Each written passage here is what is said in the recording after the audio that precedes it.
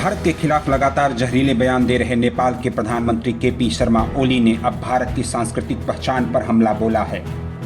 ओली ने दावा किया कि भारत ने सांस्कृतिक अतिक्रमण के लिए नकली अयोध्या का निर्माण किया है, जबकि असली अयोध्या नेपाल में है। धर्म को अफीम मानने वाले केपी ओली ने कहा कि हमने भारत में स्थित अयोध्या के राजकुमार को नहीं, बल्कि नेपाल के अयोध्या के राजकुमार को सीता दी थी। ओली ने कहा कि अयोध्या एक गांव है जो वीरगंज से थोड़ा पश्चिम में स्थित है। वहीं भारत में बनाई गई अयोध्या वास्तविक नहीं है।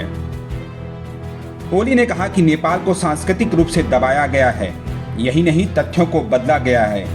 हम आज भी यह विश्वास करते हैं कि सीता की शादी भारत के राजकुमार से हुई थी। ओली ने सवाल किया कि उस समय आधुनिक परिवहन के साधन मोबाइल फोन नहीं थे, तो राजकुमार राम जनकपुर तक कैसे आए। ओली ने तर्क दिया कि अगर भारत की अयोध्या वास्तविक है तो वहां से राजकुमार शादी के लिए जनकपुर कैसे आ सकते हैं। ओली ने कहा कि राजा जनक के लिए पुत्रेष्टि यज्ञ कराने वाले पुजारी नेपाल के थे, इसलिए राजा दशरथ के बेटे राम भी भारतीय नहीं हैं। ओली ने कहा कि नेपाल की अयोध्या और जनकपुर के बीच दूरी बहुत कम है। उन्होंने यह भी दावा किया कि विज्ञान और ज्ञान की उत्पत्ति और विकास नेपाल में हुआ। ओली के इस विवादित टिप्पणी के बाद वह अपने ही घर में घिर गए हैं। नेपाल के कई नेताओं ने खुलकर ओली के इस बयान का जोरदार विरोध किया है। इन नेताओं ने कहा कि भारत और नेपाल के बीच वैसे भी तनाव की स्थिति बनी हुई है, ऐसे में ओली को ऐसे बयानों से बचना चाहिए। राष्ट्रीय प्रजातंत्र पार्टी के सह अध्यक्ष कमल थापा ने कहा कि प्रधानमंत्री ओली को इस तरह के निराधार और अप्रमाणित बयानों से बचना चाहिए।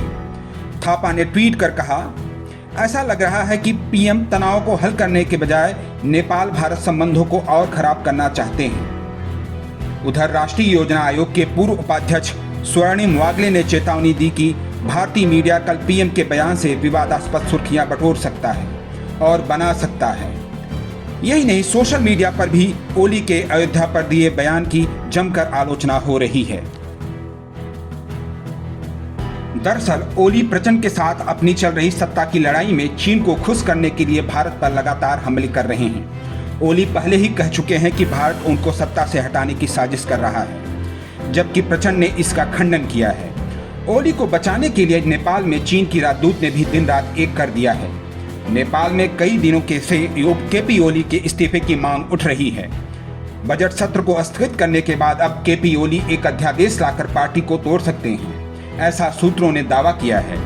सूत्रों के मुताबिक ओली मुख्य विपक्षी पार्टी नेपाली कांग्रेस के संपर्क में भी हैं, जिनसे वह समर्थन मांग सकते हैं। ओली अध्यादेश लाकर पॉलिटिकल पार्टीज एक्ट में बदलाव भी कर सकते हैं। इससे उन्हें पार्टी बांटने में आसानी होगी। यह सब ओली चीन और पाकिस्तान से समर्थन से कर रहे हैं। अयोध्या को लेकर उनका ताजा बयान भी इसी कड़ी में एक कोशिश माना जा रहा है। नवभारत टाइम्स ऑनलाइन के लिए शैलेश शुक्ला की रिपोर्ट।